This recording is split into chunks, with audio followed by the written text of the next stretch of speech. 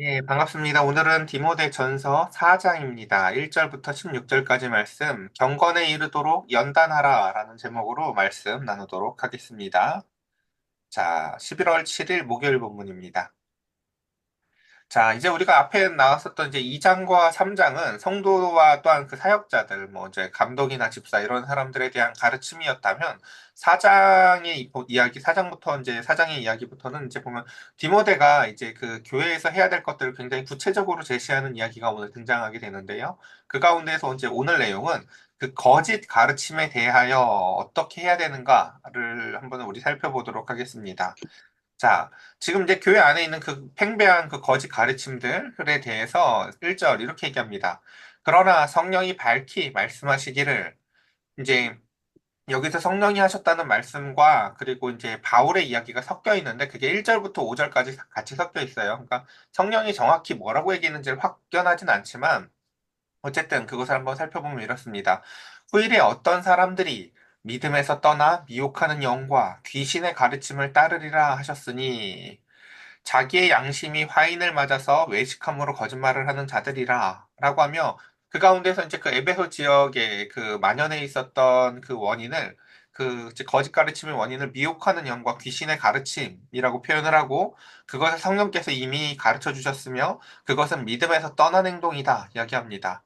그리고 그것에 대해서 2절에 보면은 첫 번째 원인으로서 그 가운데서 그들이 양심이 화인을 맞았다라고 얘기합니다. 여러분, 양심을 늘 우리가 뭐라고 비유했었는지 기억나시나요?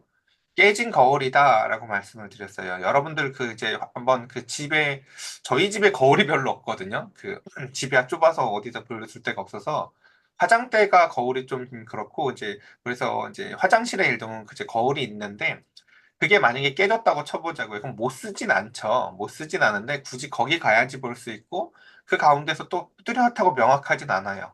근데 그러다 이제 조명을 갈고 이제 깨끗하게 치우면 훨씬 더 구체적으로 자세히 보이는 것처럼 이 양심이라는 게 사실 각 사람의 환경에 따라서 작용하는 모습이 다른데 양심이 완전히 이제 고장난 모습, 깨진 거울 정도의 은혜마저도 사라진 모습이 바로 화인 맞은 양심이라고 표현을 합니다. 이 화인 맞은 양심의 특징은 뭐냐면요. 반성이라는 게 불가능하다는 거예요. 이거 하나님이 사람에게만 주신 거거든요. 여러분 그 상상해 보세요. 만약에 사자가 뭐 이렇게 사슴을 물어뜯고 먹으려고 하다가 옆에 애기 사슴 보고 막 반성한다 이런 얘기 들어보셨어요? 그쵸? 뭐 그런 게 이제 사실 사람에게만 하나님이 주신 은혜라고요. 반성할 수 있는 은혜들이. 근데 그 양심이라는 최후의 보루가 화인을 맞았다는 것은 이제 반성을 하기 어렵다라는 상태인 것인데, 그러므로 그 사람들이 왜 반성이 하기 어려운가라고 보면은 외식함으로 거짓말을 하기 때문이다라고 얘기합니다. 그냥 거짓말을 하는 게 아니라 뭐라고요? 외식함으로 거짓말을 한다는 거예요. 이게 외식함으로 거짓말을 한다는 건 이제 겉과 속이 다른 게 너무나 당연해진 거예요. 그리고 그래서 자신의 거짓말도 이게 내가 지금 거짓말해야지라고 거짓말한다고 인식도 되지 않는 상태에 빠져 있기 때문이다라는 것입니다. 그러니까 사람들 다 거짓말한다고 생각하는 거죠. 그러면서 자기가 자기를 속이는 상태에 이르러 있는 것인데 3절 보면은 그 거짓말의 내용이 어떠한 것이냐라고 보면은 그 에베소 지역에 있었던 그 거짓 가르침의 특징이 첫 번째 뭐예요? 혼인을 금하고 또 어떤 음식물은 먹지 말라. 이거 안 좋아. 이거는 이렇게 하면은 하나님이 싫어하셔. 라는 방식으로 혼인을 금하고 음식물을 먹지 말라라는 형태로 뭘 하지 않는 것이 경건이라고 속이는 거죠. 그리고 음식물은 하나님이 지으신 바니 믿는 자들과 진리를 아는 자들이 감사함으로 받을 것이니라 라고 얘기합니다. 이거 우리가 예전에 사실은 설명을 했었어요. 우리가 잘 생각해 보면 여러분 그 혼인을 금지하는 것이 어디죠? 잘 생각해 보면 그렇죠. 다른 이방 종교들이 그러죠. 대체로 그 불교도 그렇고 또 카톨릭도 그렇죠. 보면은 성경은 혼인을 금하지 않습니다. 그러나 그 가운데에서 왜 그럼 그들이 이런 것들을 할까? 왜 그러냐면요. 하나님은 우리한테 요구하신 게 여러분 뭐였는지 기억나십니까? 거룩한 삶의 열매예요. 아니, 어떻게 세상 사람들은 저렇게 다 이기적이고 그 가운데서 자기가 유익할 때 자기의 그 이기적인 욕구에 빠져서 사는데 그리스도인들은 서로 사랑하면서 죽기까지 사랑하고 왼뺨을 맞았는데 도리어 오른뺨도 돌려대주고 오리 가달라고 하는 걸 심리까지 가줄까? 라는 그 삶의 모습들을 보면서 아, 저게 하나님이 악인에게도 비를 내리시는 그 거룩한 은혜구나. 자신들이 죄인이었을 때 하나님이 자신들을 사랑했기 때문에 자신들도 죄인이었던 사랑까지도 품을 수가 있는 거구나 라는 게 거룩함과 하나님의 온전함을 드러내는 빛내는 삶이라면 우리가 지금 말은 이렇게 쉽게 했지만 이런 삶을 사는 게 가슴 찢어지게 힘들잖아요. 그렇죠? 그러니까 이건 이 하나님이 원하시는 아무리 힘들어도 여러분 이거 해야죠. 그렇죠? 하나님이 요구하신 열매가 이거니까요. 근데 이거는 이제 하기가 너무 힘드니까 이거 대신 시키지도 않은 자기의 공로. 그래서 결혼을 안 하겠다. 또는 나 이건 안 먹겠다라는 이제 엉뚱한 거라는 거죠. 그 제가 되게 좋아하는 TV 프로 중에서 저도 TV로 직접 본 적은 없는데 티처스인가 뭐 이렇게 그 선생님들이 아이들 가르치는 프로가 있는데 거기서도 보면 되게 공통적인 특징이 뭐냐면 이제 공부 잘 못하는 아이들 중에서 또 외식하는 아이들이 있어요. 그러니까 겉과 속이 다르고 공부하는 척하기 좋아하는 아이들의 특징이 뭐냐면은 정말 신기한 게 공부를 막 하루에 막 10시간씩 하는데 성적이 안 나와요. 근데 그 친구들의 내면 심리를 보면요. 해야 될 것, 그러니까 문제가 뭐를 물어봐요? 그럼 그 문제를 푸는 과정이나 그 여정이 힘드니까 그것을 포기하고 문제가 물어보는 거에 관심을 갖지 않고 자기가 하고 싶은 짓을 옆에 하고 있어요. 예. 그러니까 예를 들어서 단어를 100번 써도 안 외워진다든가 뭐 이런 식으로 그렇죠. 외우려고 가려보고 머리를 쓰는 행위, 그 문제가 요구하는 것, 내가 해야 될 것을 하는 것에 대해서 힘쓰기를 싫어하고 그냥 다른 걸로 대체하는 거죠. 여러분 손으로 100번을 쓴다고 의미가 없어요. 그거요. 쓴다고 외워지는 게 아니에요. 머리를 쓰고 마음을 쓰고 내가 그곳에 초점을 맞춰야 외워지는 거죠. 그것처럼 마찬가지입니다. 그리스도인들도 하나님이 요구하시는 열매에 집중해야 됩니다. 힘들고 어려워도 말이지요. 그러니까 이게 하나님이 요구하시는 열매와 또한 자기의 공로의 차이는요. 자기의 공로들은 그러니까 하나님이 요구하시는 것을 하는 게 아니라 그 대신하는 거기 때문에 숫자 세는 걸 좋아합니다. 그러니까 하나님이 예를 들면 거룩함의 열매를 맺어라. 가정에서 화평해라. 그 가운데서 세상에서 그리스도인으로서 빛나는 삶을 살아라. 라는 열매는 보다 내가 40일 금식 기도를 했어. 라는 식으로 뒤에 뭐가 붙어요 항상요? 그러니까 아까 이방 종교들 보면요. 뭐 108배? 뭐 이런 식으로 뭘 숫자 세기를 좋아해요. 자꾸요. 왜? 내가 얼마나 했는지를 따지죠. 이게 얼마나 염치 없고 이상한 행동인지는 제가 늘 말씀을 드렸어요. 마치 내가 남자친구, 여자친구가 서로 사랑해서 데이트한 다음에 집에 가서 영수증을 쫙 꺼내보면서 헤아려 보는 거예요. 내가 오늘 얼마 썼지? 하면서. 아, 내가 오늘 이만큼 돈을 썼는데 진도를 요만큼밖에 못 나갔네? 이런 이상한 미친 녀석이 있다고 생각을 해보죠. 그렇죠? 누가 데이트를 그런 식으로 하고 누가 사랑을 그런 식으로 합니까? 그렇죠? 이건 사실 겉과 속이 다른 굉장히 악한 거죠. 마찬가지입니다. 하나님이 요구하시는 것, 열매는 자기 공로가 아니다라는 것입니다. 그래서 그뭐 성경적으로 이 혼인과 음식에 대해서 생각해 보면 그렇죠. 혼인에 대해서 뭐라고 얘기했습니까? 창세기 2장 18절 여호와 하나님이 이르시되 사람이 하나님이 첫날에 다 보기 좋았더라 보기 좋았더라 심히 좋았더라 하셨던 그 세상 가운데서 처음으로 2장 18절에 혼자 사는 것이 좋지 아니하네라고 말씀하시죠. 하나님이 사람 볼 때 사람이 혼자 있는 상태가 어떻다고요? 하나님이 좋지 않다고 보신다는 거예요. 그래서 내가 그를 위하여 원래 저 돕는다는 단어는 항상 하나님한테 쓰이는 단어거든요. 하나님이 사람을 돕는 자라고요. 근데 하나님께서 사람이 사람을 돕게 하여서 주신 게 뭐라고요? 옆에 남자 옆에 여자라는 배우자라는 거예요. 그러니까 돕는 배필을 지으리라 라고 얘기하셨죠. 예, 그러니까 혼인을 하지 말아야 돼요, 해야 돼요. 하나님의 대원칙은요, 당연히 혼인을 하는 것이에요. 그리고 그 다음 뒤에 보면 생육하고 번성하라 자녀를 낳는 것이고요. 그 다음 또 음식에 대해서도 마찬가지죠. 하나님의 자녀들을 위해서 주신 그 사랑의 자녀들에게 그 합당한 반응은요. 음식에 대한 합당한 반응은요. 감사예요. 감사. 예. 생각해보세요. 제가 이제 좀 있으면 이제 아이들 이제 학교 갈 시간 되니까 이따 막 밥을 차려주고 뭘 차려주겠죠.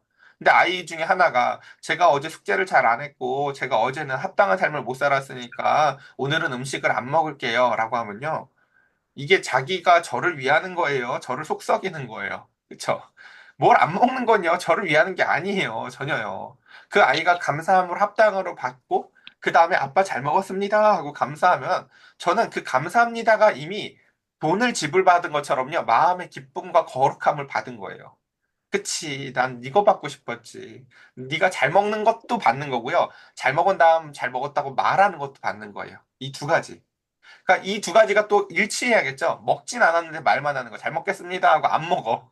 그럼 이제 열받겠죠. 그쵸? 그것처럼 예, 이 두 가지가 다 중요합니다. 예, 그다음 또 이제 사절 보겠습니다. 오늘 제가 이제 요 며칠 보니까 너무 시간이 길어져서 시간 되면은 그냥 뒤는 더 설명하지 않을게요. 자, 하나님께서 지으신 모든 것이 선함에, 예, 이 원칙을 여러분 기억하셨으면 좋겠어요. 세상에 선한 것과 악한 것이 섞여 있으니까 우리가 이것을 잘 구분을 못할 때가 많은데요. 대원칙을 설명하면 이렇습니다. 하나님이 지으신 모든 것은 선합니다. 이 악들은 뭐야? 여러분, 다 악은요, 다 인간이 만든 겁니다. 예. 그래서 감사함으로 받으면 버릴 것이 없나니 예수님도 말씀하시죠. 입으로 들어가는 것 중에서는 너희가 만든 게 아무것도 없기 때문에 다 선해. 근데 뒤로 나오는 것, 혹은 너희의 그 마음속으로부터 나오는 것들, 너희들이 죄를 짓고 그 가운데서 품고 있다가 나오는 것들이 악하지. 5절, 하나님의 말씀에 기도로 거룩하여 짐이라 라고 얘기합니다.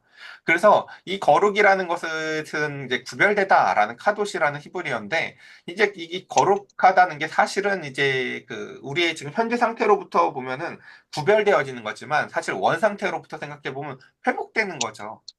밥을 잘 먹고 그 가운데에서 감사합니다라고 하는 것.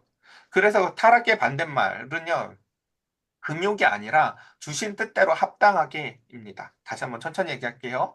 여러분, 타락한 삶의 반대적인 모습이요, 금욕하는 모습이 아니라고요. 아우, 내가 너무 죄를 많이 졌어. 이제 아예 내 욕구를 딱 단절해 버릴 거야 하고요. 어디 가서 금욕하는 게 아니라니까요. 산속에 들어간다고요. 형제를 미워하는 마음이 사라진다든가 음란한 마음이 사라지는 게 아니에요. 그게 아니라 그 가운데서 그것을 주신 뜻대로 바르게 사용하는 거라고요. 예.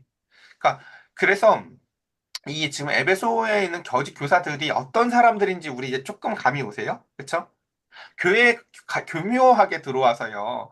그 가운데 그쵸, 결혼을 하지 않는 것이, 그러니까 내가 내 자신에 대해서 극단적으로 뭔가 탐욕스럽거나 이렇게 타락한 삶을 사람들에게 그 가운데서 극단적인 경건의 삶이 하나님의 뜻인 것처럼 얘기하는 거죠. 그러니까 극단적인 금욕의 삶이 말이죠. 근데 하나님의 뜻은 그런 거 아니다라는 것입니다.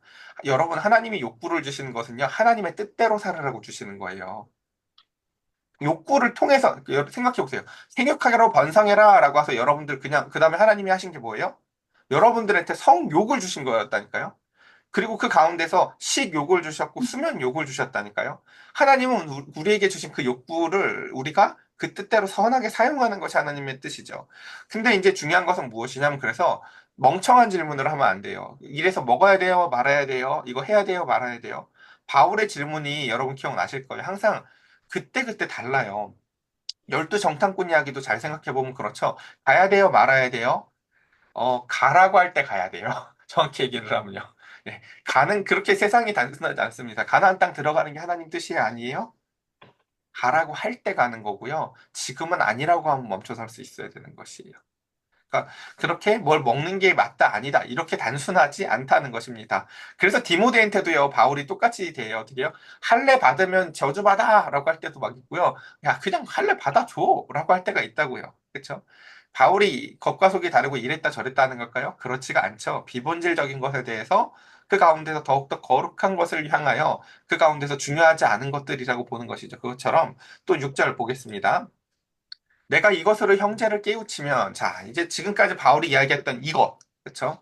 복음의 본질로 말미암아 이것들을요, 이제 분명하게 그 형제들을 깨우쳐라 디모데에게 이야기합니다. 그리스도 예수의 좋은 일꾼이 되어서 믿음의 말씀과 내가 따르는 좋은 교훈으로 양육을 받을 거야라고 얘기합니다. 이 복음의 깨우침은요, 결국은 이 믿음의 말씀과 네가 그렇게 살아가는 그 삶으로 말미암아 이 복음의 깨우침이 일어날 거고, 그로 말미암아 사람들에게 일어나는 일이 뭐라는 거예요? 좋은 일꾼들, 좋은 집사들이 계속해서 양육되어질 거라는 거예요. 그리고 또한 이것으로 말미암아 너 자신도 또 다시 좋은 일꾼이 더욱더 일꾼으로 더 세워질 것이고요. 자, 이게 바로 이제 중요한 원칙이라는 것입니다. 제가 참 좋아하는 구절이 바로 이 7절인데요. 그래서 이렇게 정리합니다. 이 앞의 이야기들을. 망령되고 허탄한 신화를 버려라 라고 합니다. 자, 여러분 문맥대로 생각해 보십시오. 그럼 여기서 얘기하는 망령되고 허탄한 신화가 뭡니까? 너희들의 착각들. 결혼하지 않으면 더 거룩하게 살 것 같은 생각. 내가 그 가운데서 음식물을 안 먹으면 하나님이 속상하니까 그 가운데서 내가 더 뭔가 뭘 하고 있다는 착각들. 이런 거 버리라는 거예요. 그리고 그게 아니라 도리어 경건에 이르도록 네 자신을 어떻게 해라? 연단해라. 뭘로 연단합니까? 그 복음에 깨우치면 말씀과 그 말씀을 살아내는 삶으로 말미암아 경건에 이르도록, 마치 너 자신을 쇳덩이라고 생각하면 그것을 불에다 집어넣었다 꺼냈다 하면서 태워버려야 될 것들을 태워버리고 하나님의 복음의 망치질 가운데에서 너의 마음을 내어두어 기도와 말씀으로 그것을 연단하라 라고 얘기합니다. 그래서 이 연단하는 것의 유익을 또 8절은 이렇게 얘기하죠. 육체의 연단도 약간의 유익이 있죠. 배에 왕자도 생기고 멋진 몸매가 되어서 옷도 아름다워지는 육체의 연단도 이런 유익이 있는데 영혼의 유익은 어떠한 유익이 있는가? 경건이라는 영혼의 연단은요. 범사에 유익하대요. 어떻다고요? 육체뿐만이 아니라 이 땅에서뿐만이 아니라 저 땅에서까지. 그래서 금생과 내생에 약속이 있기 때문에 그렇다라고 얘기합니다. 그 다음 보겠습니다. 미쁘다 이 말이여 모든 사람들이 받을 만하도다. 이를 위하여 우리가 수고하고 힘쓰는 것은 우리의 소망을 살아계신 하나님께 두미니 곧 모든 사람 특히 믿는 자들의 구주시니라. 바울은 항상 모든 이야기들을 마칠 때 어떠한 교훈을 주고 나서 맨 뒤에 항상 예수님의 그림을 그려줍니다. 그리고 너희는 이것을 명하고 가르치라 라고 바울은 디모데에게 강력하게 요구합니다. 자, 누구든지 내 연소함을 업신여기지 못하게 해라 라고 얘기합니다. 자, 우리나라가 특히 유교 문화가 강해서 보면 교회의 대부분 지도자들이나 리더가 다 나이 많은 장로님들이죠. 나이 많은 남자들이라고요. 사실 그게 그닥 제가 생각하기 별로 올바른 모습이 아니에요, 사실은요. 교회는요, 이렇게 나이로 뭘 하는 곳이 아니에요, 여러분. 그래서 그 가운데서 중요한 것은 뭐냐면 예수님이랑 누가 더 가까운 모습으로 살아가느냐에 따라서 그 사람을 리더십으로 세워야 되는 것이죠. 그것처럼 그래서 연소함을 업신여기지 못하게 하고 오직 그 가운데서 업신여기지 못하게 하는 것을 뭘로 그럼 업신여기지 못하게 할까? 너의 그 말과 행실. 이 말과 행실이 저 앞에서 계속 무엇으로 표현됐을까요? 기억나세요? 품이 있는 삶. 예. 그러니까 누가 나를 업신여기지 못하게 하는 게요. 바울이 나를 세웠어라고 주장하는 게 아니라요. 그 가운데서 너의 말과 행실이 그들이 너를 업신여기지 못하도록 하라는 것이죠. 그래서 제가 이것을 다른 말로 이렇게도 표현을 했던 것 같아요. 무례하지 않은 모습. 예, 무례하지 않은 모습. 그러니까 여러분, 그럼 이 12절을 통해서 우리는 기억할 수 있어야 돼요. 그 나이가 먹었는데 최악의 모습이 뭔지 알겠어요? 교회에서요? 무례한 모습이에요. 무례한 모습은요, 반대로 얘기하면 어떤 뜻이냐면, 그러니까 12절에 의하면요, 업신여겨도 할 말이 없는 모습이 무례한 모습이에요. 그러니까 교회에서 제일 보이지 말아야 될 모습이요, 타인에게 무례한 모습이에요. 그러니까 목회자로서요, 무례한 사람은요, 그래서 되게 고민스러워요. 쫓아내야 되나, 사실은. 왜냐면, 그 한 사람의 영혼 때문이라면 참겠지만, 그 무례함이 다른 사람에게 시험을 들게 하기 때문에 그렇죠. 그래서 그 다음 또 오직 말과 행실과 사랑과 믿음과 정절에 있어서 믿는 자에게 본이 되어야 된다라고 얘기합니다. 그래서 말, 행실, 그리고 한가운데 사랑, 그 다음 믿음, 그리고 정절. 그러니까 이 정절이라는 단어가 들어간 것도 여러분 그 의도적으로 아시겠어요? 보면은 그 유독 이 디모데전서 2장에서 보면 여자들한테 좀 더 혹독한 이야기가 많잖아요. 그러니까 그 왜 그러냐면 그러니까 이게 이 에베소라는 지역의 특징의 문제였었어요. 여자들의 문화가 문제가 많았기 때문에 여자들에 대해서 제한이 많은 거예요. 남자들한테는 그냥 너희 폭력적이고 뭐 이런 것 좀 하지 마. 라고 그냥 한마디 하고 말아요, 사실요. 그러니까 이게 그래서 여자가 하등하고 남자가 월등해서가 아니라 에베소 지역의 그 문제를 꼬집어 주기 위해서라고요. 만약에 여러분들 우리 예를 들어 혜영 집사님네 가정에 보면 뭐 첫째부터 넷째까지 있잖아요, 그렇죠? 그럼 그 집에 뭐 남자아이들이 문제인지 여자아이들의 문제인지 뭐 어떤 문제가 있다고 쳐보자고요. 그러면 거기서 야 너희 여자들 좀 이렇게 해라고 그냥 그렇게 얘기를 하는 거죠. 여자가 이렇다고 말을 하고 남자가 이렇다고 하는 게 아니라 그 집의 특징을 그냥 반영하는 이야기죠. 그것처럼 그 가운데서 여기가 여신을 모시던 도시잖아요, 기본값이. 그래서 그렇기 때문에 여기서 중요한 게 뭐냐면 정절이라는 단어가 들어갔다라는 거예요. 정절은 저 앞에 있었던 금식이나 결혼하지 않는 거랑 다른 모습이에요, 여러분. 이거 이해되세요? 하나님이 원하시는 게 뭐예요? 내가 한 사람이랑 결혼을 했어요. 그럼 그 뒤에 다른 사람이 내 마음에 들어오지 못하는 상태고, 그 가운데서 누가 보든지 안 보든지 그것을 신실하게 지켜 살아가는 모습이 정절이잖아요. 그러면 이 남자에게 주는 최고의 선물, 이 배우자에게 주는 최고의 선물을 정절이라고 보는 거예요. 근데 이것은 눈에 보이는 선물이에요? 아니에요? 눈에 보이지 않는 마음의 선물이죠. 그러니까 이걸 받았다고 여기지 않을 수도 있어요, 많은 사람들은요. 근데 이걸 잃어버렸을 때를 생각해보면 알아요. 최악이라는 걸요. 너 나한테만 그러는 게 아니었구나라고요. 그래서 이 정절이라는 것이 그래서 이 중간에 들어가는데 이것을 요구하는데 하나님은 정절을 요구하는데 우리는 뭘 하겠다는 거예요? 혼인을 안 하겠다. 뭐 정절보다 더 확실하지라고 하면서 이걸요, 여러분, 이 하나님이 요구하시는 것을 이제 요구하는 것에 대해서 내가 이게 그 어제 우리가 배웠던 이야기 중에서 그거 기억하실지 모르겠는데 절제가 2m짜리 내가 정지선을 긋던 삶에서 5m짜리 정지선을 긋는 거라고 했잖아요. 그거랑 이걸 또 헷갈리시면 안 돼요. 그 얘기가 아닙니다. 예, 결혼하지 않는 게요. 더 확실한 정절을 지키는 삶이 아니에요. 그 대단히 뭘 착각하는 거예요. 사람의 음욕이 결혼 안 하려고 안 생기는 게 아니거든요. 그러니까 그래서 바울은 오히려 자꾸 뭐라고 얘기했어요? 기억나시죠? 혼인을 빨리 해라고 얘기를 했어요. 합당하게 사용하는 방법을 알아라고 얘기를 했지. 네 마음을 믿지 말라고 요구하는 거예요. 네 마음을 믿지 마. 라고 하면서 그거 안 한다고 안 하는 게 아니야. 라고 얘기를 합니다. 자, 그래서 정절에 있어서 결국은 중요한 것은 맨 뒤에 그래서 믿는 자에게 본이 되는 삶을 살아라. 라고 얘기합니다. 여러분들 뭐 이 시간에 다 할 수는 없지만 여러분들 속으로 꼭 이렇게 얘기했으면 좋겠어요. 내가 산 발걸음은 내 자녀가 살게 될 발걸음이다. 라는 것이요. 마치 눈 온 그 길에 누군가가 먼저 그곳을 밟고 지나가면 뒷사람들은 거기가 길인 줄 알고 따라가죠. 바로 여러분들의 삶이 여러분들의 자녀가 내가 여기가 길인 줄 알고 따라가게 될 길이라는 것입니다. 자, 그 다음 13절. 내가 이를 때까지 읽는 것과 권하는 것과 가르치는 것을 뭐 해라고요? 전념해라. 라는 것입니다. 끊임없이 암덩어리 같이 그렇게 잘못된 가르침들이 교회 밑에서 퍼져나갈 때 너는 이 대원칙을 힘들어도 끊임없이 가르치고 권하고 그 가운데서 그것을 끊임없이 읽게 해서 너는 이 일에만 전념해라. 그래서 14절 네 속에 있는 은사 곧 장로의 회에서 안수를 받을 때 예언을 통해 받은 것을 가볍게 여기지 말며 이 모든 일에 전심전력하여 너의 성숙함을 모든 사람에게 나타나게 해라. 결국 뭐로 설득하라는 것입니까? 성숙한 인품으로 설득하라는 것이에요. 너의 말과 행실로. 그리고 그러니까 제가 그래서 예전에 그 말을 많이 드렸죠. 사랑이라는 열매로 보이는 것이지, 그 가운데서 무슨 말이나 간증, 그러니까 제가 싫어하는 게 항상 그래서 이제 여러분들이 간증하는 걸 싫진 않아요. 근데 제가 싫어하는 건 뭐냐면요. 이곳 저곳 돌아다니면서 하는 간증을 싫어해요. 왜냐하면 간증은 그 사람의 삶을 볼 기회가 없이 그저 말만 듣고 가는 것이거든요. 제가 이걸 예로 자주 이렇게 들어요. 다윗이 백날 골리앗 때려잡은 얘기만 간증하면서 다닐 수 있어요. 지금도 밧세바랑 잠자리를 하면서 말이죠. 그러니까 그래서 지나간 일은 지나간 일이에요, 사실요. 우리가 그래서 본봐야 될 것은 지나간 이야기의 간증이 아니라요. 오늘도 이어가지는 내 인품에 와, 저렇게 계속해서 만들어지는구나라는 성숙함이라는 열매라는 것입니다. 마지막입니다. 16절 그래서 네가 네 자신과 가르침을 살펴서 이 일을 계속해라. 누구한테 가르치는 데만 집중하라고 얘기하지 않아요. 뭐라고 해요? 네가 네 자신과 가르침을 살펴라라고 얘기하죠. 이것을 먼저 내 자신에게 끊임없이 가르치고 살펴야 돼요.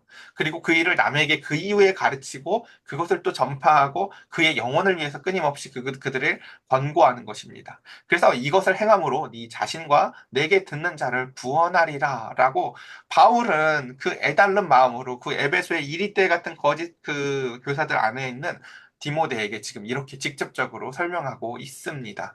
그러니까 확신을 갖게 하기 위한 거죠. 표대와 같은 말씀을 이렇게 기록해주고 있습니다. 우리 이 시간 함께 같이 기도했으면 좋겠는데요. 먼저 첫째는 우리 안에 있는 잘못된 복음들을 몰아냈으면 좋겠습니다. 그래요. 저도 동성애를 찬성하지 않지만요. 동성애에 반대하는 운동을 한다고 거룩한 열매가 맺어지는 게 아닙니다. 이성애를 합당하게 사용하는 게 핵심입니다.